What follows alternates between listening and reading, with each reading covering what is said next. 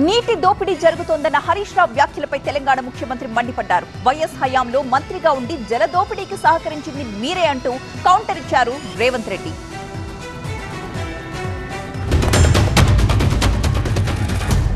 ఇవాళ ఏమైంది? బీఆర్ఎస్ అధికారంలో ఉంటే ఈ పరిస్థితి వచ్చేదా?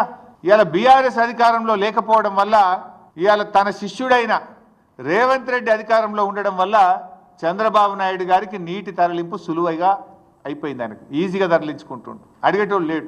ఇలా పార్లమెంట్లో కూడా బీఆర్ఎస్ లేకుండా పోయింది. పార్లమెంట్లో బీఆర్ఎస్ ఉంటే ఈ పాటికి మా పార్లమెంట్లో దద్దరిల్లింపజేసేవాళ్ళు. ఎందుకంటే బీఆర్ఎస్ అంటేనే తెలంగాణ, తెలంగాణ అంటే బీఆర్ఎస్. తెలంగాణ హక్కుల కోసం, తెలంగాణ ప్రయోజనాల కోసం నిక్కచ్చిగా మాట్లాడగలిగే పార్టీ బీఆర్ఎస్ పార్టీ. ఆనాడు పోతిరెడ్డిపాడు పక్క 4000 క్యూసెక్స్ నుంచి 40,000 క్యూసెక్లకు పెంచింది. రాజశేఖర రెడ్డి గారికి ఊడిగం చేసింది. రాజశేఖర రెడ్డి చెప్పులు మోసి ఓఎస్ఎస్ ఫర్టిలిటీలో ఇక్కడ ప్రతి అడుగులో ఎక్స్పీరియన్స్ డాక్టర్స్ ఉంటారు. In the good hands of science. Mummy daddy అవ్వాలంటే ఓఎస్ఎస్ కి కాల్ చేయండి. కృష్ణా నది జలాలను రాయలసీమకు తరలించడానికి అనుమతించింది సన్నాసివి నువ్వు కాదా చంద్రశేఖరరావు?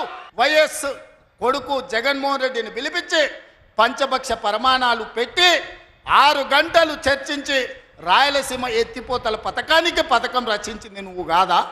ఇది ద్రోహం కాదా?